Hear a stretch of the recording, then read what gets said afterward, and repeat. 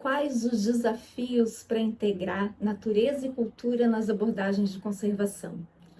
Com certeza são muitos, mas um dos mais cruciais é superar a visão de que tem que proteger a natureza contra as pessoas para promover a defesa da natureza com as pessoas. Isso implica em pensar em estratégias que considerem os diferentes grupos sociais como aliados e não como inimigos. Eu sou Érica Fernandes Pinto e, como profissional da área ambiental, convivo com esse dilema há anos. Nesse vídeo, eu convido você a compreender melhor as origens dos paradigmas que permeiam as políticas de conservação e a refletir sobre como podemos superar essa divisão. Chegamos a um momento crucial da história no mundo atual, onde o processo contínuo e crescente de exploração da natureza e a degradação ambiental atingiram uma escala planetária. Todos sofrem as consequências, ainda que de forma desigual. A crise ambiental, ela tomou uma proporção tão abrangente que alguns autores chamam ela de uma crise civilizatória. Nesse contexto, a natureza deixou de ser vista como sagrada, como era parte da cultura dos povos originários, e foi transformada em mera matéria-prima, recursos a serem explorados. Nesse processo, a natureza não foi só mercantilizada, ela também foi desencantada dos seus elementos simbólicos. O discurso ambientalista, por sua vez, ele tenta sensibilizar a sociedade para a nossa dependência da natureza e para a importância de preservá-la, destacando muitas vezes os aspectos também negativos dessa interação.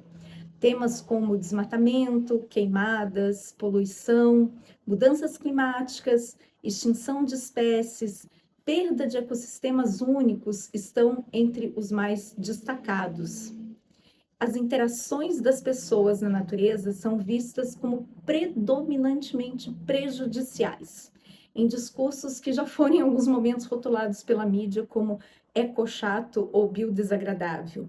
E, embora esses temas sejam fundamentais e não possam ser negligenciados, nem sempre essa abordagem tem se mostrado eficiente para engajar a população nas causas ambientais. Na tentativa de frear a exploração descontrolada, também foram criadas leis para proteger partes dos ecossistemas e manter suas características naturais. No entanto, isso muitas vezes resultou na exclusão de pessoas das áreas consideradas importantes para a conservação, reforçando a ideia de uma natureza selvagem, onde o ser humano pode ser, no máximo, um visitante ocasional. Nesse contexto, a sociedade muitas vezes é vista como inimiga da conservação, e as estratégias utilizadas tendem a se concentrar mais em coibir as interferências negativas do que em promover as relações positivas. As estratégias de gestão são, em grande parte, baseadas em argumentações técnico-científicas que têm como foco as ciências naturais. Então, apenas evidências objetivas de aspectos biofísicos são considerados, sem levar em conta a diversidade dos grupos sociais que dependem da natureza para sua sobrevivência, como os povos e comunidades tradicionais. Isso também contribuiu para disseminar uma visão de natureza desumanizada e biologizada, que invisibiliza as relações culturais que existem nos territórios. Historicamente, então, tanto as estratégias de exploração da natureza como as estratégias de preservação foram baseadas nos paradigmas de separação entre natureza e cultura. E em ambos os cenários, o ser humano passou a ser considerado como separado da natureza, resultando que essas duas abordagens que parecem opostas acabam se tornando duas faces da mesma moeda. Pois se a natureza é vista somente como matéria-prima ou somente como um conjunto de fauna e de flora, como que a gente pode reconhecer que ela tem valor cultural? E isso explica, em parte, por que o tema dos valores culturais da natureza, apesar de abordar relações cotidianas das pessoas com o ambiente à sua volta, ainda é uma novidade no campo da gestão pública. Deu para entender o problema?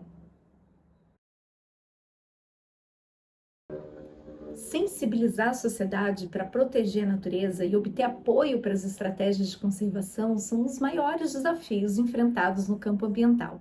Apesar de muitas pessoas expressarem, até como resposta à pergunta que a gente fez no vídeo anterior, que gostam da natureza porque se sentem parte dela, na prática, as estratégias utilizadas para a conservação muitas vezes reforçam a separação em vez de promover o pertencimento.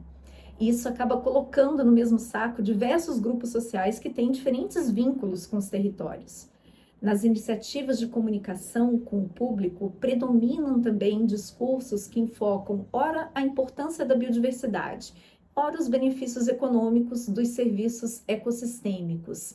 As políticas de desenvolvimento sustentável, de comércio verde, também não parecem estar muito resolvendo essa situação e reforçam essa desconexão entre cultura e natureza. Ainda que relevantes, todos esses aspectos, é fundamental lembrar que eles não abrangem todas as razões pelas quais as pessoas se importam com a natureza.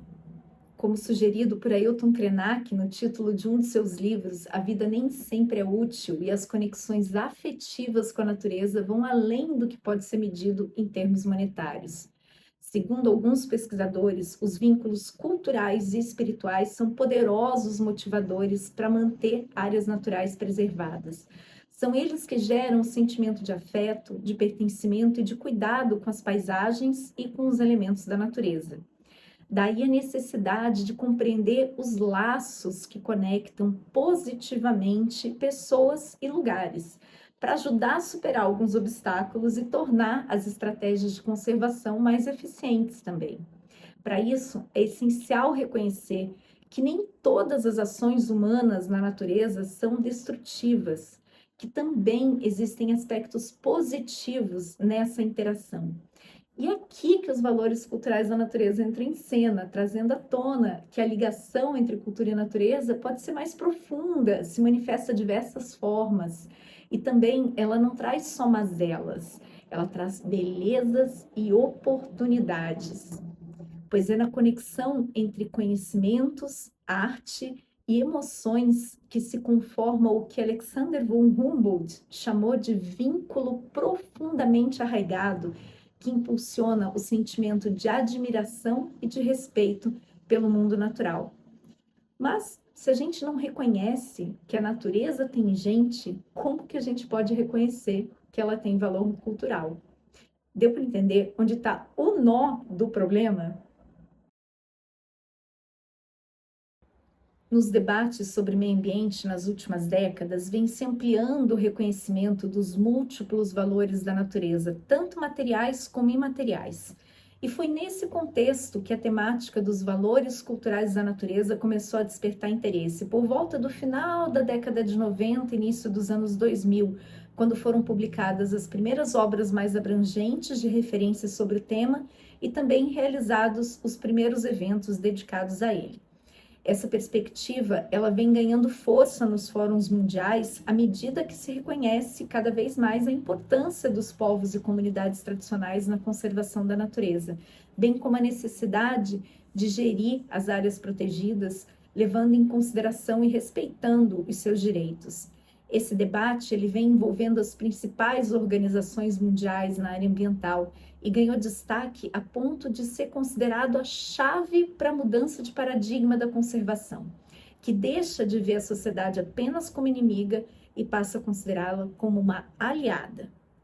Precisamos de novas ideias para enfrentar os velhos problemas. Não podemos esperar encontrar soluções verdadeiras para os desafios atuais, mantendo a mesma mentalidade que os criou. Como dizia uma placa que eu encontrei durante uma caminhada por um parque na Colômbia, no interior do ser humano foi cortado o bosque da sua sensibilidade e secou o rio da esperança. Portanto, se queremos proteger a natureza e regenerar o planeta, é preciso, antes de mais nada, reflorestar os corações. E é isso que a temática dos valores culturais da natureza nos inspira. Ela nos encoraja a vislumbrar as oportunidades que consideram essa interconexão para construir junto com os diversos grupos sociais estratégias de conservação que ajudem a desatar os nós e a criar mais laços. E aí, o que você acha dessa ideia? Escreve para mim nos comentários e segue com a gente que tem muito mais pela frente. Te vejo no próximo embarque.